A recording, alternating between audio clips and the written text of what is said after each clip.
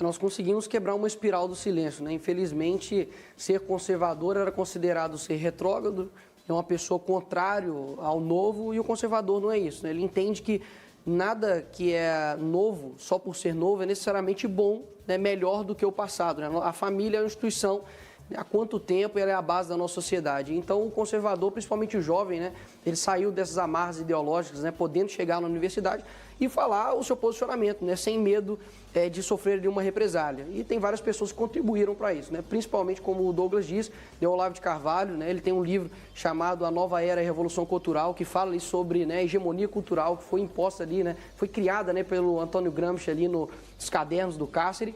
E dessa forma você foi compreendendo, né, como a esquerda trabalha. E dessa forma vários jovens começaram a ter a coragem, né, de se posicionar contrário a esse progressismo que tem destruído, né, os nossos jovens acima de tudo. A minha trajetória ela começa dentro de casa, né, tenho pais, né, formação cristã, não tenho nenhum político na minha família.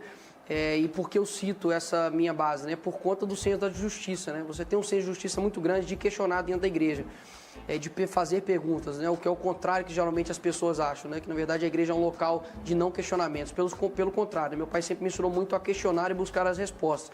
E assim, no ensino médio, eu já tive os embates ali ideológicos, não compreendia muito bem. Comecei a estudar William Lane Craig, C.S. Lewis, Olavo de Carvalho, Roger Scruton, Russell Kirk. Comecei a entender, falei, opa, peraí, existe um lado político do que está acontecendo aqui dentro da sala de aula. E comecei a perceber que a escola deixou de ser um campo, né, de produção de estudantes para virar produção de ativistas. Eu falei, opa, eu não quero ser esse cara. E assim, fomos crescendo, né, nessa área, sempre me posicionando, obviamente, contra essas pautas, né, progressistas, que seja ideologia de dinheiro, que seja a falta, né, da sua liberdade de expressão, né, como cristão. Então, dessa forma, eu fui crescendo, né, também, obviamente, na rede social, me formei em Direito pela PUC, né, que de católica só tem o nome. Eu fiquei impressionado que dentro da Universidade Católica realmente há um ativismo muito grande, contrário, inclusive à própria igreja, né, não somente as questões do conservadorismo, mas contra a igreja.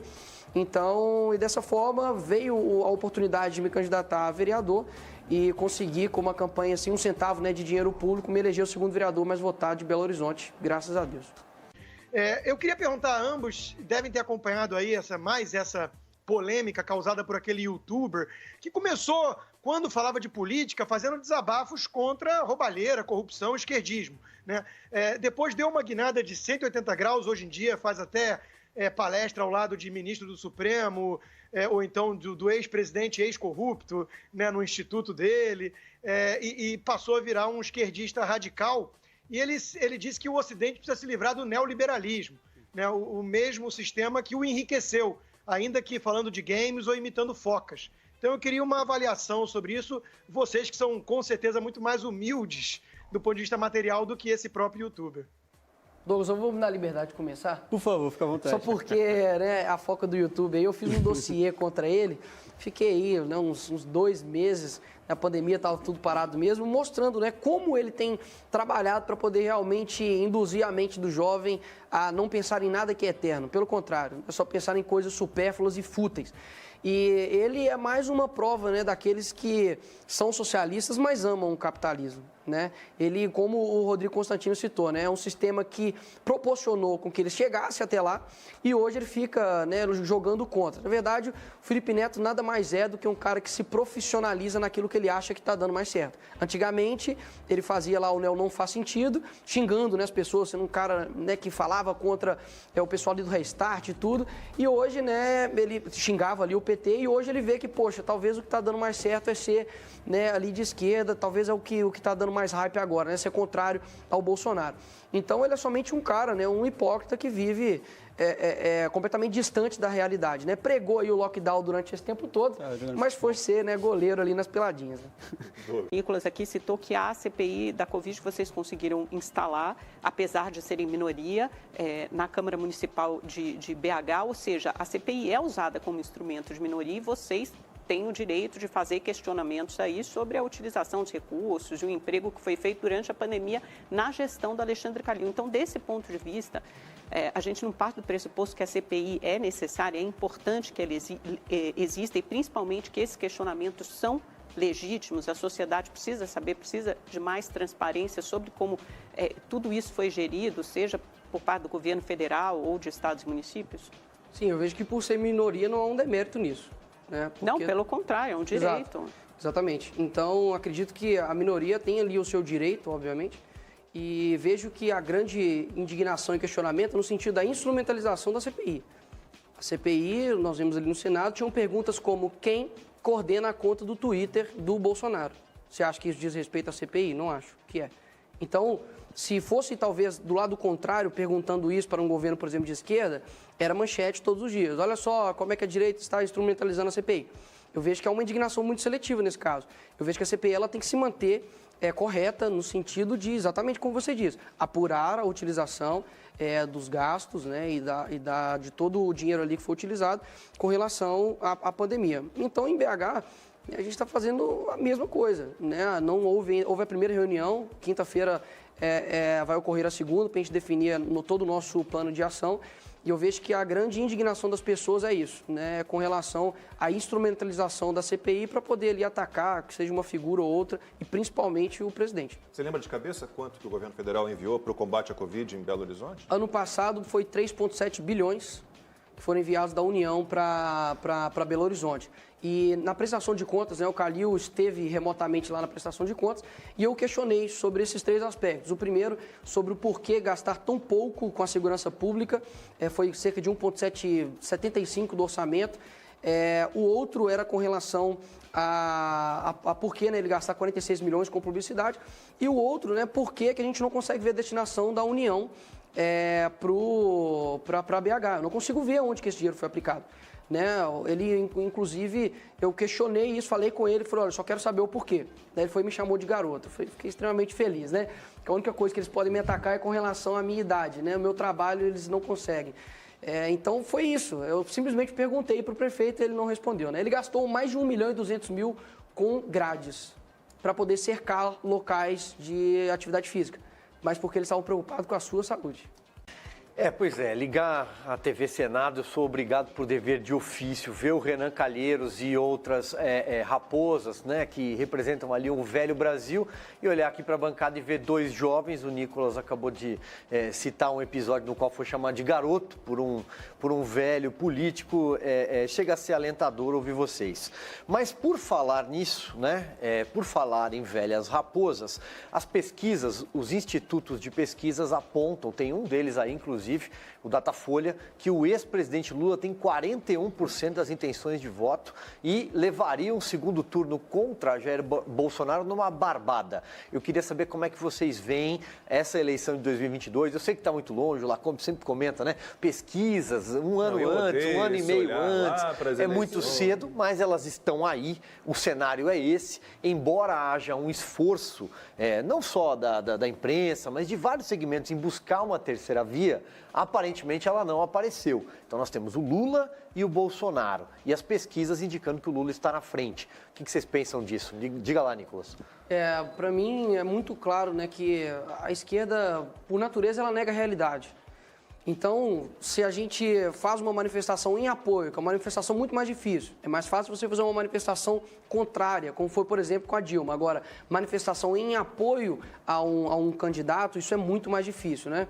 A um presidente em específico. Então, quando a gente, para poder apoiar, fala que a aglomeração somos genocidas. Se não tem ninguém, nós estamos perdendo força. Ou seja, a realidade já não é mais aquilo que você vê, é aquilo que o interlocutor impõe. Então, é isso que está acontecendo. Os institutos de pesquisa tentam mudar a realidade, mas quando você olha para o Rio de Janeiro, igual aconteceu semana passada, você fala, opa, peraí, já não dá para acreditar tanto mais nesses casos.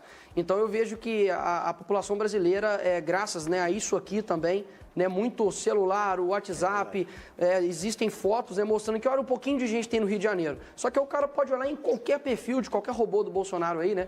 E ele vai ver que, poxa, deu mais de 7 minutos de motos passando, apoiando o cara. Poxa, então a realidade já não é mais essa.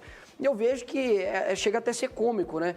Há uma figura como o Lula, as pessoas sendo contrárias ao Bolsonaro, você não precisa concordar 100% com ninguém, eu não concordo 100% com ninguém. A única pessoa que eu concordo 100% é Jesus Cristo, eu sempre falo isso, porque as pessoas tentam colocar, né, rótulos em cima das pessoas que apoiam pessoas que possuem qualidades, né?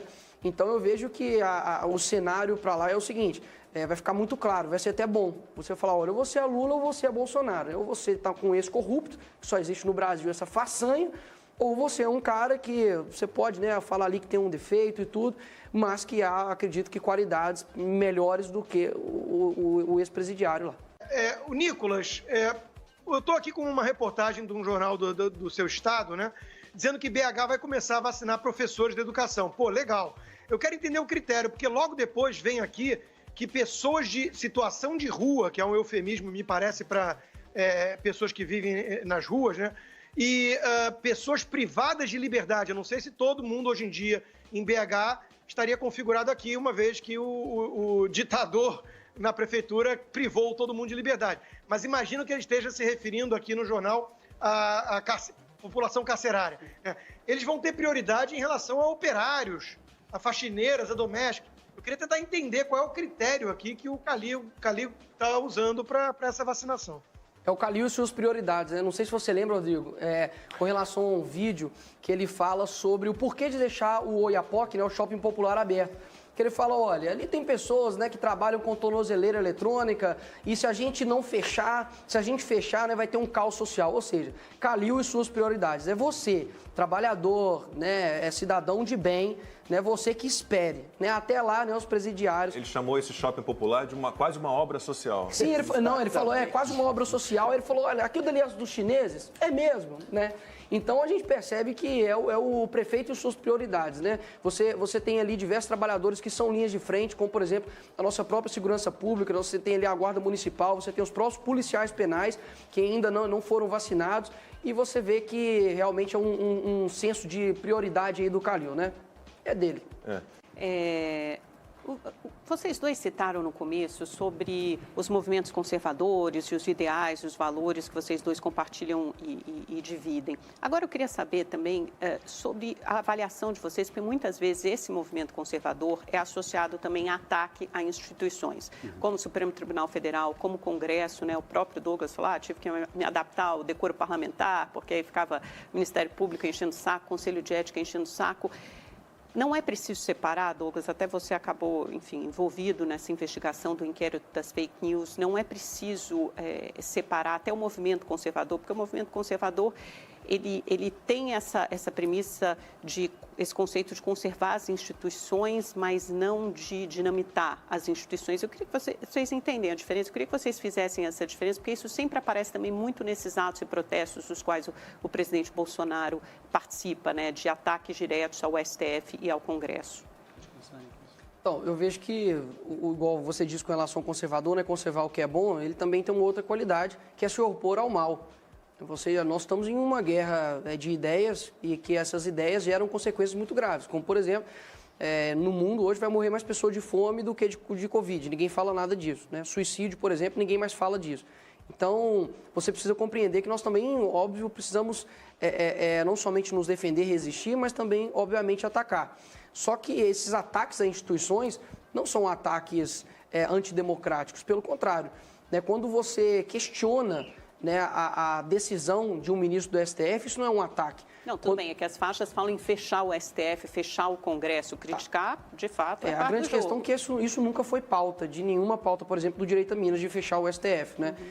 Se conseguir, né, encontrar algo aí nesse sentido, realmente pouquíssimas, ou se não quase nulas pessoas. Nos protestos que eu vou, são pais e mães, famílias, criança, que vai lá, né, as incríveis manipuladoras tias do Zap, né, que estão ali para poder jogar ali o conteúdo, né, do Bolsonaro e em apoio ao presidente. Tudo que a mídia, né, tenta jogar em cima, e eu falo de uma mídia desonesta, é de tentar colocar como se os movimentos, por exemplo, Direito a Minas, o movimento conservador, simplesmente atacassem de forma injusta, e não é. Como eu disse, né, quando você questiona, né, uma decisão do ministro, quando você questiona posições de deputados, né, que fazem algo injusto ali na Câmara, como, por exemplo, caçar alguém, né, por sua imunidade parlamentar e questionar, falou, poxa, não tem imunidade parlamentar isso aqui, não. Quando você questiona, não é somente um ataque antidemocrático. Eu vejo que é um direito de todo cidadão. Então, pelo que eu entendo, Nicolas, você é contra essas faixas de fechar Congresso, fechar STF, a favor de intervenção militar? Eu não sou a favor, obviamente, de fechar Congresso, não sou a favor de fechar o STF. Eu vejo que as instituições, elas possuem papéis importantíssimos. Aquilo que eu sempre fiz e faço é questionar a atuação dessas instituições. Porque, caso contrário, você pega ali pessoas que não foram colocadas ali pelo povo, como, por exemplo, os ministros do STF, e que que fazem ali um trabalho contrário às vontades da população. Mais de 80% da população é cristã. E você tem ali, qual ministro ali que defende as pautas que sejam ali da maioria da população. Então eu vejo que os movimentos eles se preocupam com isso. Sem uma base estruturada, nós não vamos conseguir mesmo progredir enquanto direita. Tudo que o movimento conservador faz é tentar reorganizar, reocupar o espaço que a esquerda ocupou. Então, a direita Minas surgiu dessa forma, por exemplo. Nosso objetivo é muito mais cultural do que algo, digamos assim, revolucionário. O conservador não é revolucionário. Então, o nosso objetivo é esse. Então, nós temos grupos de estudo, o movimento conservador também tem os grupos de estudo, nós temos os encontros, né, os congressos, a gente tem ali os grupos, né, de WhatsApp, que geralmente é chamado de gabinete do ódio, né? Não que eu gostaria que tivesse um gabinete do ódio, mas quem dera se tivesse um gabinete organizado que coordena a direita. A direita está surgindo agora e nós estamos estruturando. Você já viu alguma manifestação de direita com queima de pneu?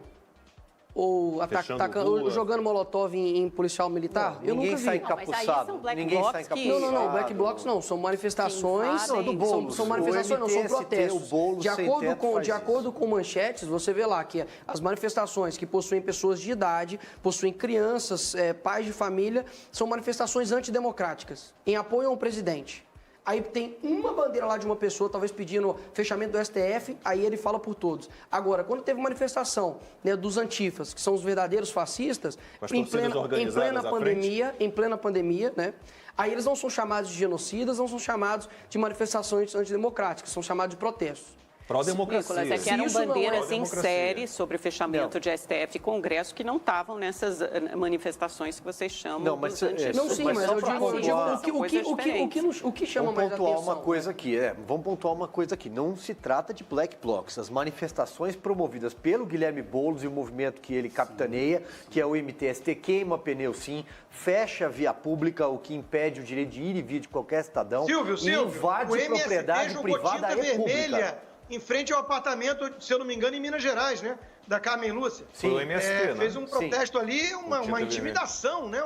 Uma provocação de violência. Sim, né? Então, agora, o MST passa, porque o Lula passa, que defende a ditadura venezuelana até hoje. Então, é muito importante chamar atenção para esse duplo padrão e nós, na mídia, devemos fazer o meia-culpa, porque a imprensa quase toda adota esse duplo padrão cafajeste. Perfeito. Você pode vandalizar o prédio da Carmen Lúcia em Belo Horizonte, mas você não pode soltar fogos sobre o STF. Benevolência nas manchetes, são tratados com benevolência nas manchetes porque eles são meio intelectuais, meio de esquerda, o Leblon gosta, a Vila Madalena aprova. Nessa manifestação ninguém aprova que vias públicas sejam interrompidas ou que tinta seja jogada. Não, mas então, eu estou falando, isso tem que ser condenado, obviamente. Ninguém é muita gente, o que não quer dizer ninguém é muita gente. Que o movimento sem teto ou movimento sem terra não tenham pautas legítimas. É lógico ninguém que são pautas. olha só, ninguém vai responder por indivíduos isolados. Esses movimentos de direita não querem fechar o STF, querem salvar o STF desses militantes petistas infiltrados. Bom, nós temos 2 minutos para o fim do Opinião no Ar. Eu vou passar para o Nicolas e para o Douglas uma pergunta de mais uma seguidora minha, Graça8906, mandou pelo meu Instagram. Eu vou dar uma resumida, diz que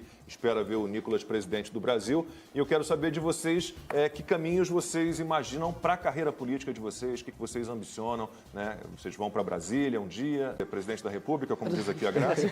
Quando você vê a vida do Bolsonaro, não sei se é um bom desejo, né? Mas as minhas pautas também são mais nacionais.